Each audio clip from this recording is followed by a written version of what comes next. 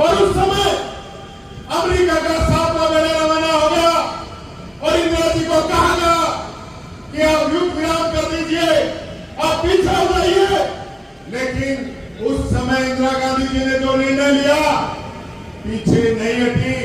3 दिन तक अमेरिका के राष्ट्रपति से बात नहीं की और बात जब की, जब दुनिया का भूगोल बदल दिया और बांग्लादेश अलग देश बना दिया, तब इंदिरा जी ने बात की।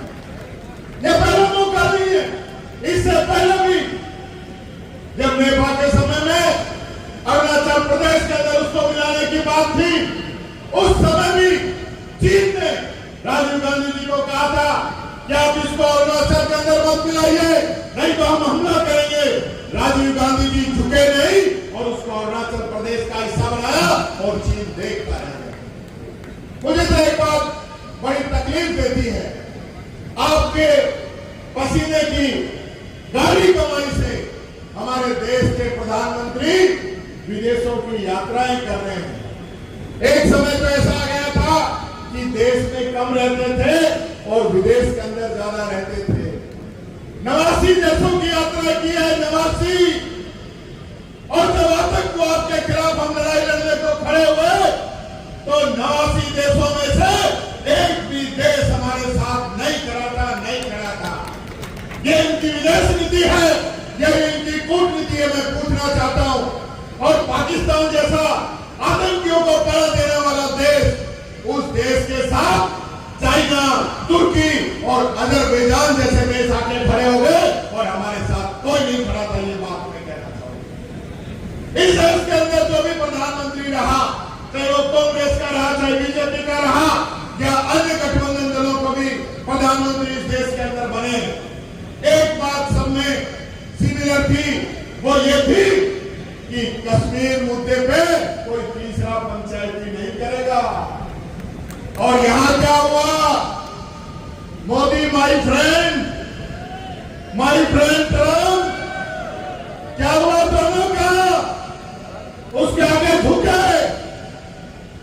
मैं देखता हूं आजकल सोशल मीडिया पे बहुत ज्यादा चल रहा है कि अरे नरेंद्र झुकना नहीं था। आज हमारी सेना तैयार खड़ी थी इनका इलाज करने के लिए।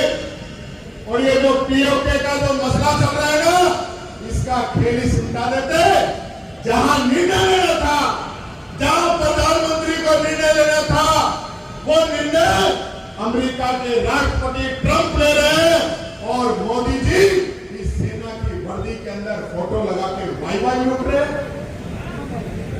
अरे ये फोटो तो इस सेना की लगनी चाहिए थी, उन वीरों की लगनी चाहिए थी जो पाकिस्तान के अंदर घुस के मार के आए हैं।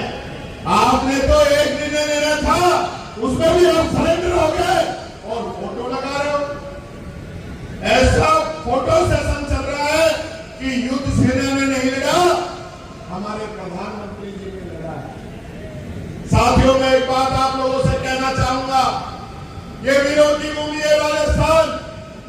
इस राजस्थान की भूमि में ऐसे ऐसे सूरमा पैदा हुए हैं जिसने इस राजस्थान का, इस हिंदुस्तान का सर कभी झुकने नहीं दिया, चाहे जान भले उन लोगों ने दे दी। आज इन सैनिकों ने जान दी, उनके खिलाफ भारतीय जनता पार्टी के मंत्री, भारतीय जनता पार्टी के सांसद, भारतीय जनता पार्टी के डिप्टी सीएम किस प्रकार की बातें कर रही है, किस प्रकार की बातें कर रहे हैं लोग। ये कहते हैं कि पूरी सेना मोदी जी के चरणों में नतमस्तक है। ये कहते हैं कि जो 26 लोगों को जो वहां पे मारा था, उनकी वीरांगनाओं ने हिम्मत नहीं दिखाई, उनको सामने आ जाना चाहिए था। अरे मैं पूछता हूं, वो लोग पाकिस्तान से चलकर हमारी सीमा के अंदर कैसे आ गए? इस चीज का जवाब दीजिए बीजेपी वालों, तब मैं मानूंगा कि आप सही है या गलत है। आप बताइए, पहलगाम के अंदर वो आ गए, पुलवामा के अंदर 40 जवानों को मार के चले गए। इतना आरडीएक्स कहां से आया? आज तक आप पता नहीं लगा पाए। तो कब पता लगाओगे आप? देशभक्ति का सर्टिफिकेट बांटने का काम करते हो, एक उंगली नहीं कटी आज तक आप लोगों की। इसलिए मैं कहना चाहूंगा मेरे साथियों, ये सरकार दोगली सरकार है। ये आतंकियों पे कार्रवाई नहीं करना चाहती, यह सेना के हाथ बांध के रखना चाहती है। ऐसे आतंकी बार बार यहाँ हमारे देश के अंदर 10 हमले कर गए 10 साल के अंदर, और ये लोग चू तक नहीं बोलते, इनके कानों पे चू तक नहीं रेंगती है। तो काय के 56 इंच का सीना है क्या? 56 का? मेरे को तो 36 का भी नहीं लग रहा। ये हालत ही लोगों की। और मैं कहना चाहूंगा, जो हमारे सैनिक शहीद हुए हैं, क्या वो राजस्थान का सैनिक और हरियाणा का सैनिक अलग हो सकता है?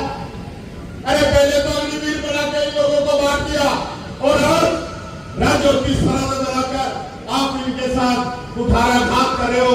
हरियाणा के अंदर 4 करोड़ का पैकेज और राजस्थान के अंदर 5 लाख का पैकेज। क्यों अंतर है? हमारे यहाँ के जो सैनिक है, जिन्होंने अपनी कुर्बानी दी है, हमारा जयपुर का जवान जो 26 लोगों में था, उसने कुर्बानी दी है, उस परिवार के लिए क्या किया है?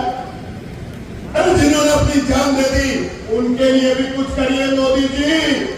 ये सेना की वर्दी के अंदर फोटो खिंचाने से काम नहीं चलने वाला है, नहीं चलने वाला है, नहीं चलने वाला है। यही बात कहना चाहूंगा। बहुत बहुत धन्यवाद। जय हिंद, जय भारत।